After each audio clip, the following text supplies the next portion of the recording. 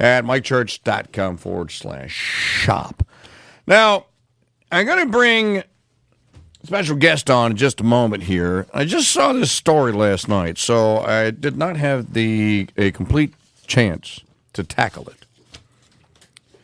But what I did read of it made me say, hey, wait a minute. No, I pulled the Lyle from Blazing Saddles. I went, hold it. What the?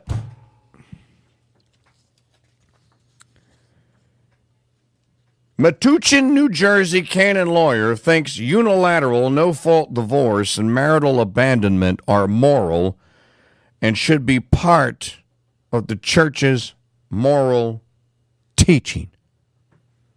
No, they shouldn't. And we're going to get into this with Bay Macfarlane in just a moment here. I want to go back before I do that. On Friday, we have an extravaganza coming up. The 2-year anniversary of the, we'll celebrate having been on the air for 2 years. And in order to make it to 2 more, new Founders Pass members, or returning members, re-up. No one can flee the Crusade Channel or the Founders Pass.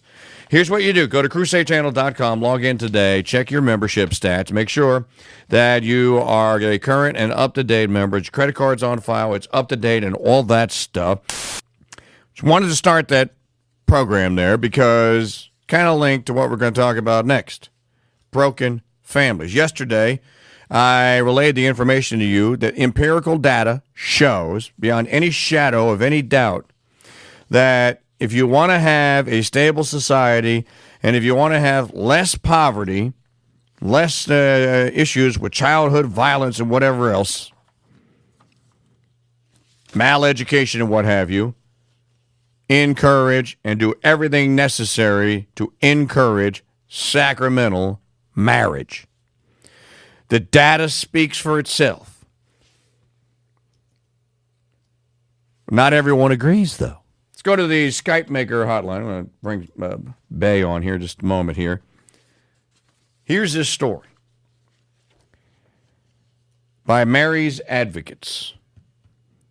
Metuchen, New Jersey Canon lawyer thinks unilateral no-fault divorce and marital abandonment are immoral. I might not have my camera on, Bay. There you go. It's on. Defendants in unilateral no-fault divorce are all too familiar with losing natural everyday interaction with their children. This is why I brought the YouTube story up. Having to move out of the family home and going broke after paying lawyers tens of thousands of dollars. A woman divorce defendant in New Jersey is shocked to learn that some canon law school must be teaching Catholic priests that this routine is morally acceptable. Canon law was developed over the centuries to ensure that Catholics treat each other in accord with Christian principles and Catholic doctrine. So, no-fault divorce now is the official position in the minds of some whacked and wigged out of their gourd, quote, canon lawyer, close quotes, in New Jersey. And Bay Macfarlane is here from marysadvocates.org. Hi, Bay. Can you see me? I can see you. I can see you. All right. Tell the audience about this story here and about this sinister plot here by this, I guess he's a priest, who's also a canon lawyer, who wants no-fault divorce to be canon, thus moral law now? Yeah, it's convoluted. With Mary's Advocates, I work to reduce unilateral no-fault divorce, and that's the divorce where one party wants out and the other party did nothing wrong. Right. And it seems like the church is sort of schizophrenic in the sense that on one end it says we respect the indissolubility of marriage, but then on the other end, they're kind of silent when people run around and get divorces. So one of the things that I do with my nonprofit organization is I teach people how to write to their bishop to invoke the authority of the church. And so this lady in New Jersey, and I put a sticky note so I make sure I don't call her real name because I've been corresponding with her for a long time. We're gonna call her Jane Smith. Jane had used Mary's Advocate's petition to essentially ask the church to like do fraternal correction, try to get them to reconcile, teach her husband the church's teachings on marriage, because she's one of those divorce defendants that in the end lost her children and is financially destitute, which is all too common, like you read from the opening of the story. Sure. And what happened is, rather than the church doing what canon law talks about the church doing, which is trying to reconcile couples, the church did nothing for 3 months. So at that point, she could appeal to Cardinal Sarah at the Congregation of Discipline of the Sacraments, which I teach people how to do that too. But then after she filed the appeal over in Rome, during that same time, she's getting a letter from this canon lawyer who works for the bishop in New Jersey. It's Metuchen, New Jersey. She gets this letter saying that he wants to meet with her. And this lady happens to be very quick to pick up on this stuff because she's also, she was a practicing civil lawyer before she became a stay-at-home mom. So she met with this priest who's a canon lawyer, and the thing that she describes, there's a lot of things that are troubling, but one thing is troubling. The priest's response, who we assume was representing Bishop Cecchio, I forget how to pronounce his name. The priest, she says she got the impression that rather than him doing what canon law requires the church to do, he was concerned about her healing, like her healing from the divorce. It's like, okay, my husband is constantly sawing off my leg and I'm bleeding. And rather than asking my husband to stop sawing off my leg, you're going to talk to me about my healing. It's just really disappointing. So he ended up writing her a 4-page letter, and I sent out a press release where I gave this 4-page letter to the press people, so I'm imagining you got that too. And in this letter, he talks about the church canonizing civil law. Now, canonizing civil law means that in our territory, your diocese, the church is going to expect everyone to follow the civil law. Okay. So and there's certain circumstances where that's perfectly fine. Like the church, the state might have civil law about, property ownership and contracts. And in general, the church will follow that. But he gives us, and the church can only do this when these civil laws are not contrary to divine law. So what this canon lawyer, Father Kolakowski, told Mrs. Smith was that this civil law practice evidently is not contrary to divine law, so we're going to expect everybody to follow it. So what you have here, folks, basically is a lie. That's an abject lie. That's not correct. And anyone that can go and find a copy of the Catechism, which you can get at the Vatican website, and a couple of, heck, you can get it at EWTN if you want. Anyone that can get a copy of what the teaching on this is knows that what this man is telling, this priest is telling this woman, is abject bunk. But yet he's telling her this. And what's disturbing about this is, let's just pretend that this happens the way it happens in civil and court law here in the United States. Once it becomes stare decisis, and they say, oh, well, there's a precedent set. Doesn't take long for someone else to go like, well, there is a precedent for you to do this. And that's how this evil just creeps in and just does what it's doing. And I got to give this priest the benefit of the doubt in a sense, because I have no idea what he was taught. And in 2015, out of Rome, from Cardinal Coco Palermo, came this letter, and it's published on the Pontifical Council for Interpretation of Legislative Texts. He's the guy that's in charge of interpreting canon law in Rome. So in late 2015, after I had given my presentation in Rome about no fault in canon law, this Cardinal Coco Palermo did publish this opinion where he turned the canon law upside down. And the last time you and I were on the show together, you had talked about how you had learned that the canon law in the United States requires nobody is supposed to be petitioning in the civil forum for divorce unless you have the bishop's permission first. And that's like a safeguard to make sure we're preventing scandal. And, the lady who's just having, well, I won't go on. Anyway, so Mary's Advocates, I've been publicizing this canon law that says, hello, as Catholics, there's certain things that I as an individual don't have the authority to decide. I as an individual can't decide that I'm going to go get married on the beach. I as an individual can't decide that I can marry in a Protestant church. However, there are circumstances where exceptions can be made, and if we make sure we're not doing anything crazy to cause scandal, you can get the permission from your bishop to do things that are outside of the norm. And this is because some of these kinds of things are public. So a wedding is a public entity, and I remember as a kid, I'm sure other people may, sometimes when a Catholic marries a non-Catholic, they can marry in the church, the other church, the Christian affiliation, and they promise to raise their kids Catholics and all that. So I bring that example up because with divorce, Catholics, it just astounds me. Catholics are obligated to live together and work together to maintain a home as part of their marriage obligations.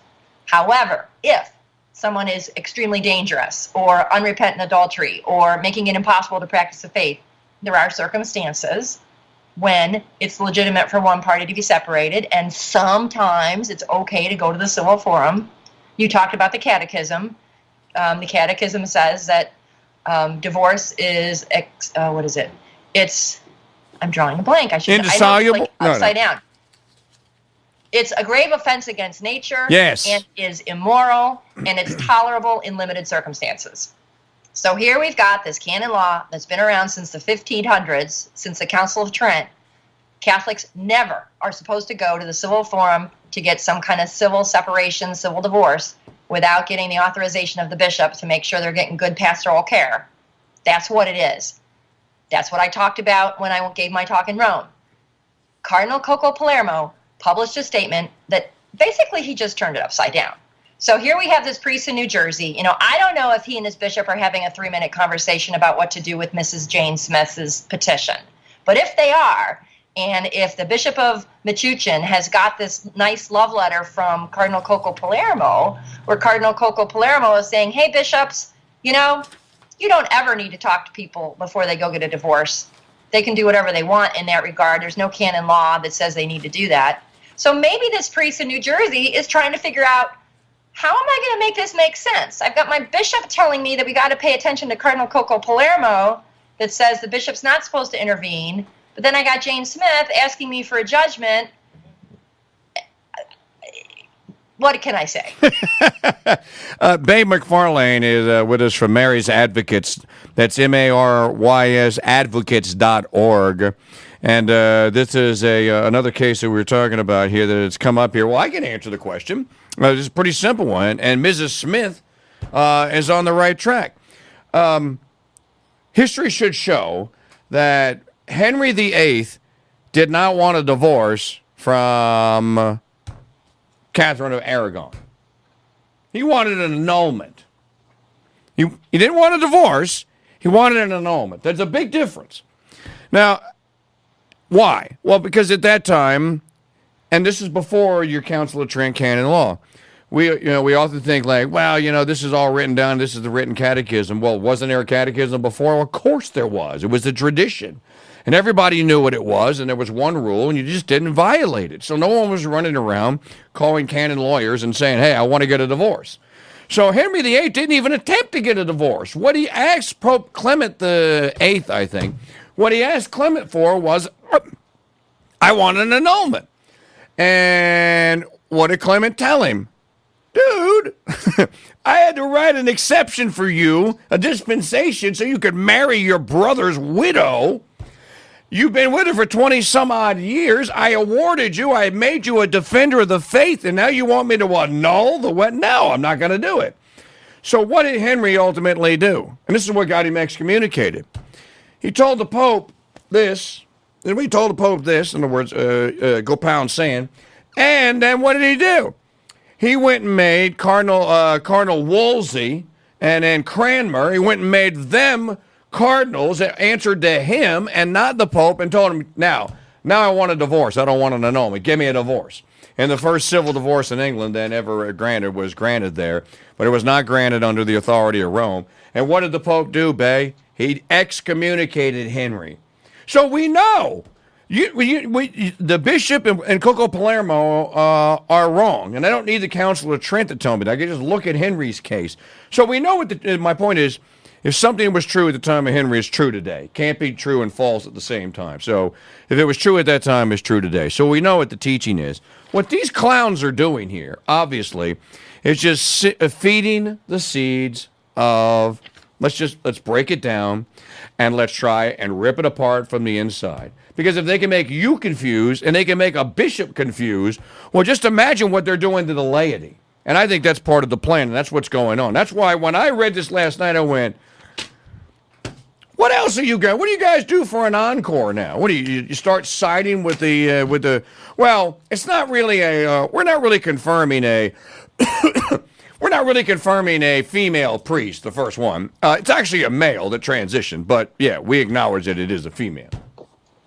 I mean, this is just unprecedented territory. I know, and I'm glad you brought up the situation about annulment, because what people understand in their heart, but it's not talked about, is there's a difference between an annulment where it's recognized that we were never actually married at all, and separation of spouses. So like in this lady's case, she and her husband are both very well educated. They've got 3 or 4 children. They've been together for 17 years, and she's been a stay-at-home mom. And now the husband, who says he's a good Catholic, is forcing his wife through this no-fault divorce to the tune of tens of thousands of dollars. And he's not even, to her knowledge, talking about whether or not the marriage is invalid. But even if the marriage was invalid, who decides and what is the just outcome? Because the part about this priest statement where he says the church has canonized the no-fault divorce process means the church has just given up and said, you know what? We've got morals, we've got canon law, we've got divine understanding, we've got theology of the body on what marriage really is and what bodies are about and all these wonderful things, but, we're just going to tell everyone that we have to canonize the divorce system, which is what he's doing. But then for the people who get married and they understand, which is not rocket science, when people get married, unless they're really super selfish, they understand they expect permanence. Sure. I just heard Helen Alvarez give a talk at my local seminary, and she says 87% of the young people now still want marriage, and marriage means permanence. Nobody wants sexual infidelity when they get married. Everybody wants to have everyday natural interaction with their children. I was talking to a guy on the phone yesterday. He's just so sad he can't read his child a book. And it almost brought tears to my eyes. These people who are defendants in divorce who've done nothing wrong are having their children stolen. So these are parts of what make marriage marriage, and they're parts of the obligations of marriage. And what this Father Kokolowski is saying is that, raising your children, that's not really something that has any interest to the church. Because there's this part of canon law that I keep seeing misused. If the civil court is only deciding the merely civil effects of marriage, then we're really not interested. So then they say, the upbringing of children, that's a merely civil effect of marriage. And by merely, I don't want to get too technical. Should I go on? Or am I merely civil effect? I'm shaking my head no, because, there's also a part of the catechism that reiterates, go forth, be fruitful, and multiply. That the purpose of marriage is to bring children into the world. So how in Pope Francis's name can you possibly say that the two are not? Well, the civil authority does it. It doesn't. See, this is the whole problem. This is why, if we don't revert to the old order, then all of these questions are going to be decided by Father, what's his name again? Kolakowski. Father Kolakowski. He's going to get his way. And you're going to, so there's not, if it all begins with marriage, you see. So, but then it's going to come down to child support and everything else that you can imagine. It'll ultimately come down to questions of sexuality, and you just imagine where it goes from there. Just read the catechism on morality, and you can imagine that, the church really doesn't have anything to say about that anymore. And besides, the state of New Jersey has made it illegal for a parent to intervene with a child that thinks they're a homosexual, right? Chris Christie signed the bill. You go and try to bring your kid to even to a priest for counseling because he or she thinks that they're a sodomite or a lesbian, and you can actually face civil penalties. Does that part of the church's teaching? Does that now fall underneath, well, the civil code? We surrendered that to the civil code a long time ago. There's nowhere to go with this. You can't, if you do this, well, then you just wipe the entire slate and you say that there never has been any truth, that it's always been subjective, and the civil authority always had authority over the ecclesial authority. There is no church. What do you need it for? I know. And I've seen, and again, I can give Father Kokolowski the benefit of the doubt. I bet you he was taught that in matters of children and property and support, those are merely civil effects of marriage. But what they're missing is merely civil effects of marriage means that it has nothing to do with morals or religion or spirituality. And in this 17-page rebuttal that Jane Smith sent over to Cardinal Sarah, rebutting line item by line item the letter she got from Father Kokolowski, she talks about this merely civil effects of marriage. And obviously the fact that the husband either does or does not have a legitimate reason to be separated from his wife is not a merely civil effect of marriage. So we get this repeated misinformation. It's spread around. It's on a diocese website. It's taught in some canon law school. I don't know. I was trying to figure out where this guy went to canon law school. Did he go to Ottawa, Canada? Did he go to Catholic University of America? I don't know. And what's happening is we get, another thing the woman wrote to Cardinal Sarah, and she wrote it in her original petition to the bishop. Her husband is telling her that there's 5 priests in the diocese that have affirmed him in his affirmed him in divorcing his wife. And that's not fair. A priest, first off, doesn't have competence in canon law to give anyone permission to go file for divorce anyway. Nope. Secondly, you can't make a decision about something like that without having both parties be heard. Her husband can go in and tell whatever story he wants to tell, and it's not grounds for permanent separation of spouses, but the woman says that there's 5 priests in the diocese who are affirming her husband, at least according to what he tells her. And I would hope, wouldn't the bishop want to investigate and speak to the husband and find out who are those priests? I need to bring him into my office. I need to explain to them, whoa, you can't be doing this. If this husband is miserable in his marriage, which let's assume he's miserable, the solution to someone who's miserable in your marriage is to get the right kind of help. And if his wife is so troubling to him, then he should be trying to get her the right kind of help. These are people who abandon marriage. I don't trust them when they refuse to work with those who are expert helping couples. Well, you see, and Bay Macfarlane is with marysadvocates.org. If you want to support Bay and keep up with her work, and you can also make donations to her, go to the website at Mary's Advocates, MARYS Advocates.org. And as a matter of fact, sign up for the newsletter, and that's how I found out about this, is I got this I got this email to me last night. I went, what? Now, Bay, I know you don't want to talk about this, so I'll do all the talking. This is just part of what's happening in the United States and in Canada today, and also English-speaking countries where matters of the faith intersect with civil law, and especially where they intersect with children. And this is how we get all this garbage that they're trying to shove down the throats of every parishioner and every person that wants to have any position in any ministry in any Catholic church anywhere that's going to come in contact with a kid, even if the child is their own child.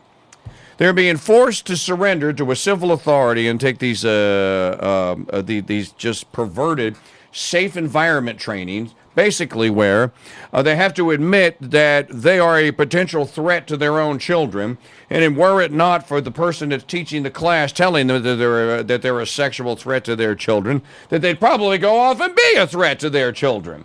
This is the church saying that the civil authority has a higher position when it comes to a question of morality than the church does, and that's incorrect.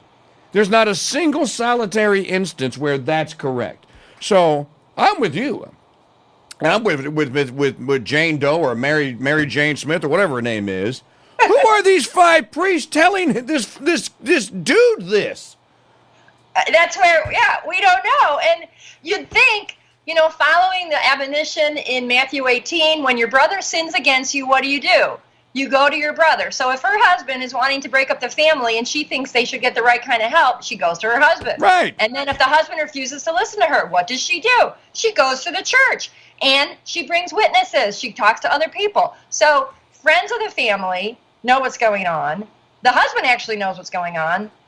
And then when she brings it to the church, rather than the church standing for the morality, she's getting this letter from Father Kokolowski saying we've canonized the civil court's divorce system. And the other thing they did, which is kind of a mistake to do to a lawyer, but it's kind of interesting how this might play out.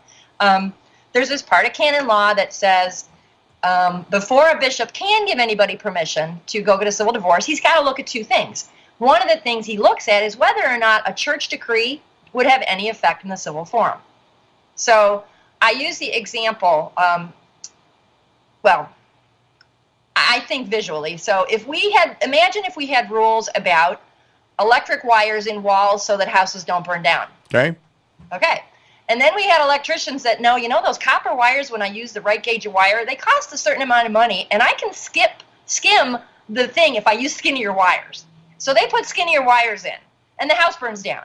Then you've got this entity that's responsible for judging whether or not the electrician did the job correctly. I don't know that a civil court judge is going to be responsible for judging whether or not he used the right kind of wire. There's some entity that oversees electricians, and they have their state code, and they're written in contracts that the electrician was going to do the right kind of wiring when he worked for the contractor who built the house. So here we've got a parallel. Catholics who marry agree to certain obligations when they get married. Catholics who marry agree implicitly. Of course, we're going to follow the church's understanding of marriage, obligations, canon law, catechism, jurisprudence, so on and so forth. So, in the United States, marriage is a contract. But when there's a contract, you've got obligations that you agreed to follow in the contract. Now, our federal constitution, our founding fathers did not like the idea of the states messing with contracts. It's against the U.S. Constitution for the state of New Jersey to impair the contracts of Mr. and Mrs. Jane Smith. So Father Kolowski says to her, another reason that we're not going to get involved is because any church decree is not going to have any civil effects. Well, Mrs. Smith comes back and says it's precisely because I am a lawyer that I disagree with you. Because if the church is the entity that's supposed to determine in our own canon law what are the obligations of parties towards each other, then actually by our own contract, the civil court has nothing to do with it. And that's another angle that she's bringing in, because you hear these people say, we can't do anything because you get married in the church and you get married in the state, you got your state marriage license. It's like, yeah, I have a driver's license and I have a license plate on my car. Just because I have a license plate on my car doesn't mean that the state of New Jersey is going to suddenly give the car dealer the right to take the car back because he wants to. It's like, so what if I have a license? It has nothing to do with that in terms of the contract. So it's just it's just another day, folks. It's just another day. Let's see what we can tear down from inside, and let's see what kind of a cop-out. Let's see how close we can get to following the dictates of and the decisions that were made by the Lambeth Conference in 1931. This stuff can happen. If it does happen, the faithful have to oppose it, people like you and Mary Smith. And in all too many instances, you find that it is the laity, ultimately, that say no. Now, if the laity don't go along with it, they can make all the propositions they want. And I really think that that's where the pushback is, and that's all education. If the ladies say, no, that's not the teaching. That's not. I signed up to be a Catholic. I didn't sign up to be a Southern Baptist Protestant. I didn't sign up to be an Eastern Orthodox where I get 4 strikes and I'm out, or whatever the case may be. It's not what I signed up for. It's not where I committed my life and his life and those 3 little ones' lives to. Yep. And when you're talking about the laity, I didn't know about all this canon law stuff 15 years ago, and I'm a self-studied researcher, and I would bet money that the resources I've collected on Mary's Advocates about all of this obligations of marriage and divorce in the Catholic Church, the resources I've collected have never been collected anywhere that they are on our website. So the thing about what the laity can do now with canon law, it used to be that if you have an issue because someone's teaching something contrary, you would write letters, you have letter writing campaigns, maybe you'd post an article or something. But the beauty of the canon law system is they can't just brush you off. So when someone who's a divorce defendant and the plaintiff pretends to be Catholic or seems to be a Catholic thinking they're doing nothing wrong, yeah, they can write a letter to the bishop. But if you write a letter to the bishop and you're invoking canon law, and you get someone like Father Kokolowski telling you to go away and we're not going to help you, you can use canon law to go up the chain of authority. So Jane Smith's case right now is in front of Cardinal Sarah's Congregation for Discipline of the Sacraments. And my hope would be that as laity starts speaking up and doing this, Cardinal Sarah is going to get bombarded. He's not going to get one case. He's going to get dozens of cases or 100 cases. And then maybe this will be enough to wake up the sleeping giant, because you know how when Obamacare came out and there was the forced thing where you had to pay for abortificants and birth control. I mean, University of Notre Dame, who's no paramount of conservative loyal to the magisterium stuff, they're putting out press releases that, yay, we won. We don't have to, because of Trump, we don't have to pay people to get birth control anymore. So imagine what would happen if those same legal minds would put their energies into protecting children and innocent spouses from unilateral no-fault divorce. I think we can do it. Well, I think we have to do it. And by the way, folks, before Bay goes, the reason that Bay is doing this... Oh, the reason I'm doing it? Why did you start Mary's Advocates? What got you into this? I started Mary's Advocates because I met my dear husband at the University of Notre Dame. We were Catholics that ran an educational nonprofit organization, and all was pretty good. And to everyone, including my surprise, he decided in 2003, for reasons that still do not make sense, and I don't go into details publicly other than I had done nothing wrong, grave enough to justify separation of spouses, and God knows who was feeding information into his ear, but I became a defendant in a unilateral no-fault divorce in Ohio.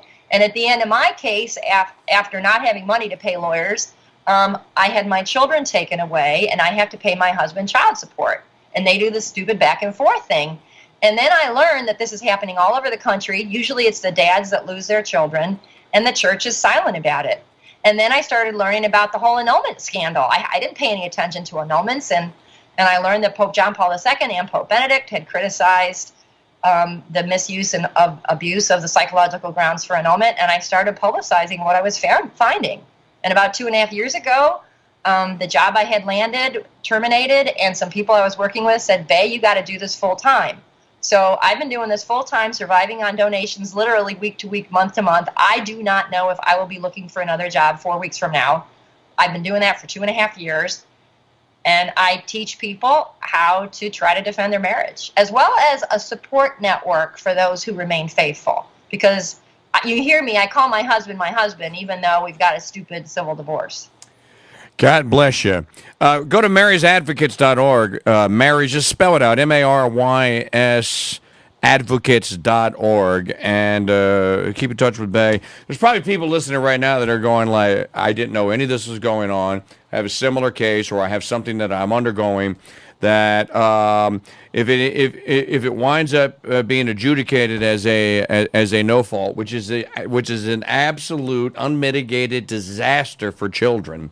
If it winds up being adjudicated like that, well, then obviously the church and God that had no say-so in it, and then the civil authority did.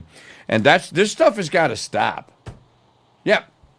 Christopher. Can I ask your listeners to go to my website, Mary's Advocates, look at the blog posting about U.S. canon lawyer says divorce laws should control. Go print out the letter that Jane Smith, well, not even print it out, email the letter that Jane Smith wrote to your diocesan marriage and family director.